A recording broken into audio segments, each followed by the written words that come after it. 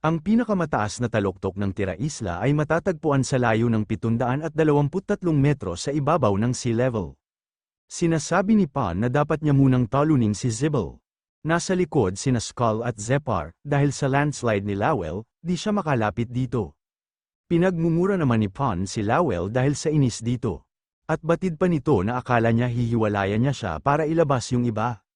Hindi makataong bata, batid ng host ng event na ang lokasyon na ito ay ang pinakamagandang lugar sa isla.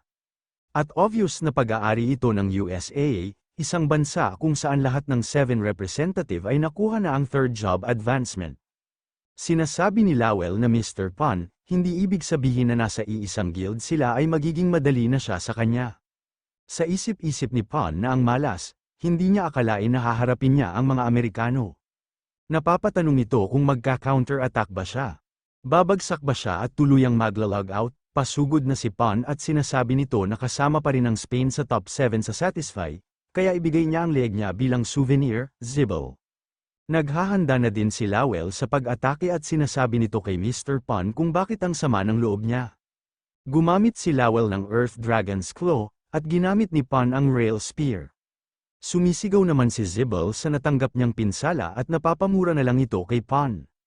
Tumatawa at sinasabi ni Pan na sayang naman na hindi niya ito nagawang talunin sa 1 versus 1, pero kukunin niya ang ekspresyon na yan bilang souvenir.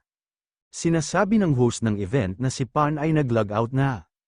Na-eliminate na ng USA ang Spain team bilang pinakamalakas na koponan, pumwesto sila bilang pinakamataas na team, ipiniposisyon nila ang kanilang mga sarili sa pinakamataas na rurok. Sa mga sandaling yan, akala ng karamihan ay mananalo ang USA dahil dito. Sinasabi ni Jishuka na nakuha ni Grid ang lahat ng atensyon, kaya madali lang sila makakapag-score. Madali lang nila makukuha ang first Jishuka, Brazil representative, 14th in the Unified. Gulat na gulat at nagtataka at sinasabi ng kasama ni Jishuka na nangunguna na ang South Korea. Nasa kanila ang lahat ng atensyon kaya paano nila ito nagagawa? Sa isip-isip ni Jishuka na dahil ito sa mga God Hand. Kaya ginamit niya ang kanyang sarili bilang sakripisyo at iniwan ang mga God Hand para sa mga puntos. Higit pa riyan, nariyan si Yura, sinasabi ni Jishuka na naging matalino na ang lalaking ito. Siya ay humahanga dito, ngunit ang gold medal ay makukuha nila. Kaya makuntento sila sa silver, Grid, walang nang aabala sa kanya, kaya hindi niya makukumpleto ito, dahil sa hunting speed niya. May pasugad kila Jishuka at sinasabi nito na gaya ng inaasahan. Akala niya hindi siya makakaalis, kaya sinundan niya siya. Hindi nila maibibigay ang bagong Alzheimer's drug na libre na binuo ng Russia. Pero kung na-achieve ng Russia ang first place, baka may magawa sila. Sinasabi ni Jishuka na hindi na siya nagtataka na sobrang tahimik niya. Hindi niya akalain na siya ang unang pumupuntirya sa mga long-range damage dealer.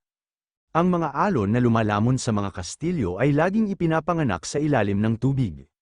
Naalala ni Kraugle na may nagsabi sa kanya na dapat siyang magtagumpay kahit anong mangyari. Kung nagmamalasakit siya sa kanyang ina, gulat naman ang mga kasama ni Jishuka na nandyan na ang tinatawag na The Sky About Sky na si Kraugle. Sinasabi ni Jishuka na hindi niya akalain na siya ay kumikilos mag-isa. Kala niya ba, sila ay madali lang matatalo? Natutuwa siya makita siya dito. Hindi sila natatakot basta makapagbigay sila ng mas maraming pinsala at aatakihin nila siya bilang isang grupo. Gumamit si Kraugle ng White Light Steps, wala naman kahirap-hirap na naiiwasan ni Kraugle ang mga pag-atake nila Jishuka. Nakita naman ni Kraugle ang maraming arrow na papalapit sa kanya at napabilib siya dito. Gumamit si Kraugle ng keen sense at wala pa din ito kahirap-hirap na naiiwasan. Sa isip-isip ni Jishuka na hindi ito destructive o fancy, ngunit ito ay malakas, mabilis at smooth. At parang tubig siya gumalaw, napapamura at hindi na alam ni Jishuka ang kanyang gagawin at napapatanong ito kung paano niya matatamaan ang kanyang arrow ang isang tubig. At nagtataka at napapatanong kung paano natalo ni Grid ang isang lalaking katulad nito. Sinasabi ng host ng event na si Jishuka ay nag-log out na. Na-eliminate na ang Brazil team sa pagkuha ng USA sa kabundukan. Ang laro ay tila pumasok sa kalagitnaan ng yugto nito. Sa pagkuha ng USA sa kabundukan, ang laro ay tila pumasok sa kalagitnaan ng yugto nito. Samantala, ang South Korea ang nangingibabaw sa unang kalahating yugto, Ito ay dahil sa rampage na ginawa ni Grid, pero sa ngayon, dumaranas sila ng malupit na ganti. Ginagawa nila ang kanilang karapatan laban sa alyansa, pero sobrang kaunti nila. Lahat ng second advancement player ay na-log out, habang si Yura at Pixord ay nasa dulo ng kanilang mga lubid. Ang 40 natitirang miyembro ng alyansa ay sa wakas ay sumalakay na. Ang South Korea team ay naging, hindi pa tapos ang sinasabi ng burat na event announcer, biglang dumating si Grid at tinatanong nito kung naging ano ang sinasabi niya. Sinimulang na ni Grid atakihin ang mga kalaban at tinatanong nito kung ano ang nangyari. Patay na ba yung iba? Sinasabi ni Pixord na paano nila malalabanan ang kamatayan. Dahil late na siya nakarating dito, sa isip-isip ni Grid na hindi siya nag-alala, pero parang malaki ang epekto ng ilang minuto nung nilabanan niya sila Bondre at Bubat. Dahil sa kawalan nila sa mga bilang, nawalang ng saysay ang kanilang mga plano. Kailangan muna nila lagpasan ang mga ito, bagaman karamihan sa mga miyembro ng alyansa dito ay nasa second advancement, mayroon pa ring natitirang higit 50 sa kanila. Dahil sa rules, limitado ang dami ng mga potion na maaari niyang gamitin. Kaya dapat niyang preserve ang kanyang mana, napaisip si Grid na kailangan niya ay ang kakayahan na labanan ang kanilang mga hit. Nataman si Grid ng pag-atake ng isang malaking burat, at nakangiting ito at sinasabi nito na ipagpalagay nila na ito ay isang defense tournament, pinagsama-sama niya ang mga elemento mula sa lahat ng mga halimaw na nagpahirap sa kanya. Boss mode siya ngayon, sinasabi ni Grid na marami pa siyang dapat gawin, kaya tapusin na nila ito. Habang binabawasan niya sila, maaari niyang ipagpatuloy na subukan na saktan siya. Napatigil naman ang lahat nang makita ang pagbabago ni Grid. Tumatawa at napapatanong ang host ng event kung ano yan. Simula sa kulay at hugis, masyadong magulo ito, kumuha lang ba siya ng random items?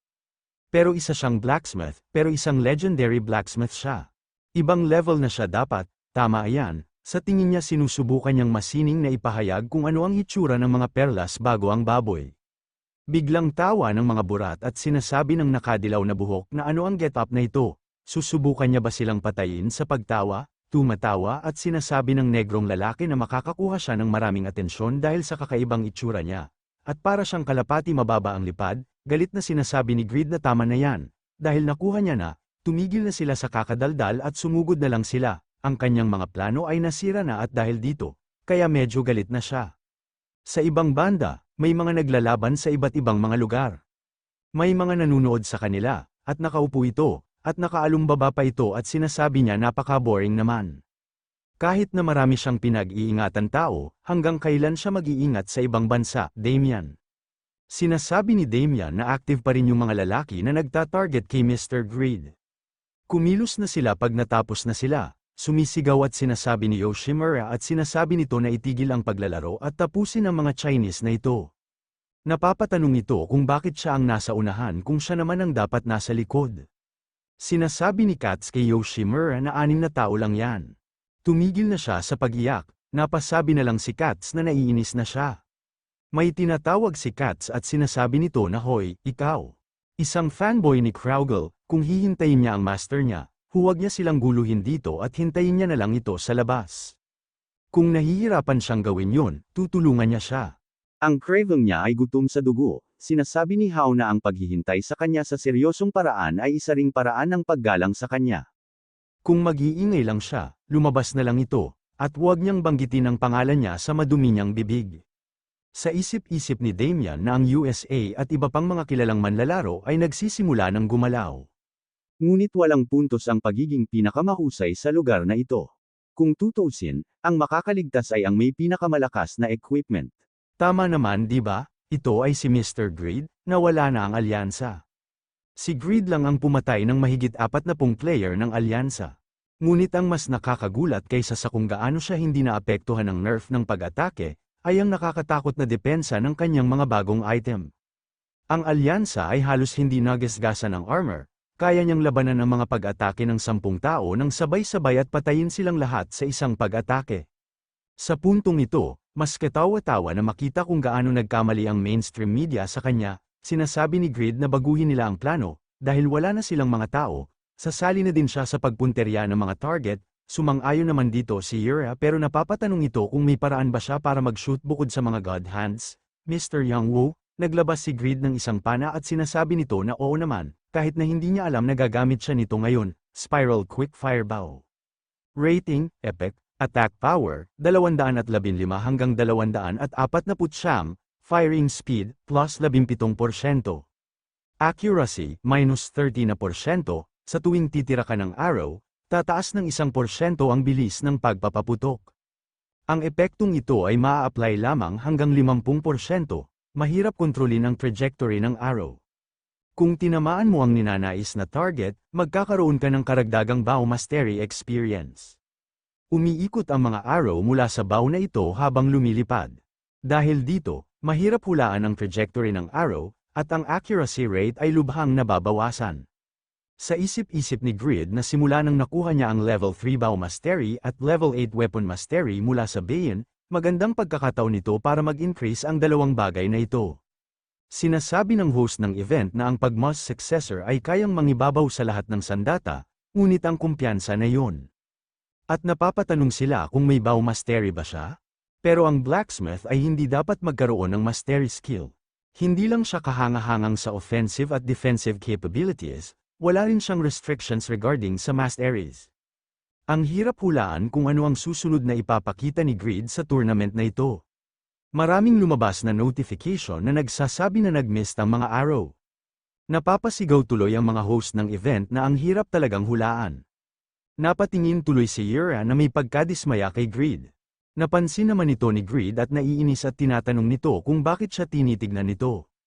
Hinampas ni Grid ang kanyang bow at napapasigaw at napapamura at sinasabi nito na kahit binawasan niya na ang accuracy upang increase ang experience nito, hindi ba dapat may ilan lang ang tumama? Napapatanong pa ito kung anong klaseng basura ito. Sinasabi ni Yura na naabutan na sila ng USA, sinasamantala nila ang mataas na lugar na mayroon sila. Sinasabi ni Grid na kung hindi siya makakuha ng punto sa bow na ito, kailangan niyang umasa kay Yura at sa mga God Hands. Sa isip-isip ni Grid na masama ito, nasa panganib ang adamantium na reward niya.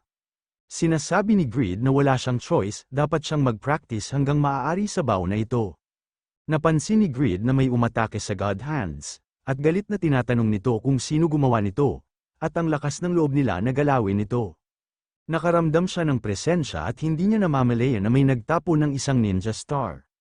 Tinatanong ng isang ninja kung artifact ba ni Grid yun.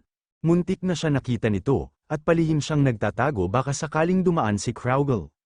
Muntik na siyang makita nito, habang gumagawa ng malaking trabaho, request ito ng Lion Group, kailangan nilang matalo si Kraugle sa kauna-unahan pagsali niya sa international competition, at kahit anuman laro ito, kung makukuha niya ang kanyang leeg, makakakuha siya ng 10 milyon, kung matatalo niya naman ito sa PvP, 3 beses siya makakakuha ng bonus, mas maganda ang deal na ito kaysa sa gold medal, Tarma. Greece Representative, Blood Carnival Guild, nagulat at naramdaman ni Tarma na nandyan na pala si Grid sa kanyang likod. Batid ni Grid na siya pala ang umatake sa kanyang God Hands.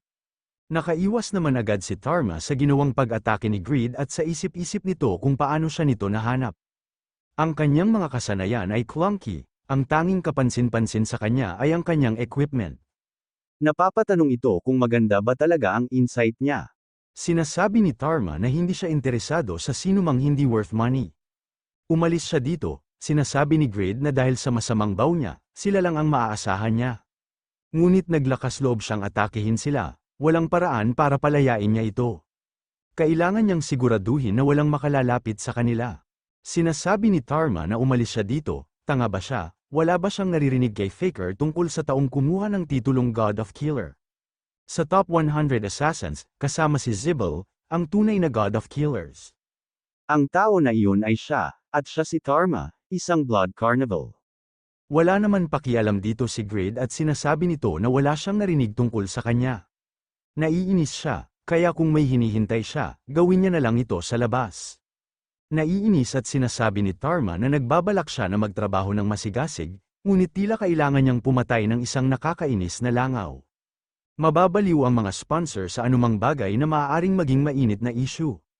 Malamang bibigyan nila siya ng ilang daang libo para sa isang tulad niya. Mula sa sabi-sabi, parang napakalaki ng ginawa niya sa sarili niya dahil sa weapon niya. Ngunit sila pa rin ay crappy Western Continent item. Ang kanya ay mula sa Eastern Continent Sand Kingdom. Malamang hindi niya pa narinig ito. Ito ang mga sandata na na-optimize para sa PK. Tingnan niya ito ng mabuti, malaking pagkakaiba ang may hawak ng isang knife. Tarma, Third Advancement, Shadow Master. Gumamit si Tarma ng Shadow Move. Sinasabi ni Tarma na ang pinakamahusay na stealth na kasanayan na nagpapawala sa isa sa mga shadow at nakakagalaw sa hindi kapanipaniwalang bilis. Kahit gaano kahusay ang kanyang insight, hindi niya masasabi kung saan siya magmumula. Sinasabi ni Grid na nakakita na siya ng mas higit pa sa kanya na makatarungang bahagi ng mga nakakatakot na assassins. Gumamit si Grid ng Magic Detection Enhanced, pasugad na si Grid at batid nito na hindi siya isa sa kanila. Busy siya, kaya lumabas na siya. Gumamit si Grid ng Link Kill. Nagtataka at sa isip-isip ni Tarma na gumamit lang siya ng isang magic detection, hindi niya dapat siya mahanap.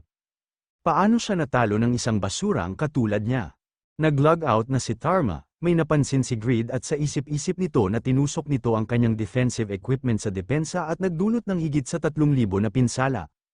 Kahit na nilabanan niya ito, nagawa pa rin niyang harapin ang isang nakakalaso na pag-atake. Kung hindi lang nagtipon at sumabog ang sword key ng length kill, delikado na. Kung ang mga ganito lang ang natitira, wala na siyang oras para mag-practice ng archery ng maluwag, kailangan niya ng bagong paraan para makakuha ng mga puntos, higit sa ano pa man, kung ang mga tao ay na-filter ng ganito karami, ibig sabihin malapit ng lumabas sa tubig ang lalaking iyon at magpapakita ng ngipin. Kraugle, nakita ni Kraugle ang Team USA at sinasabi nito na sila pala ang nasa first.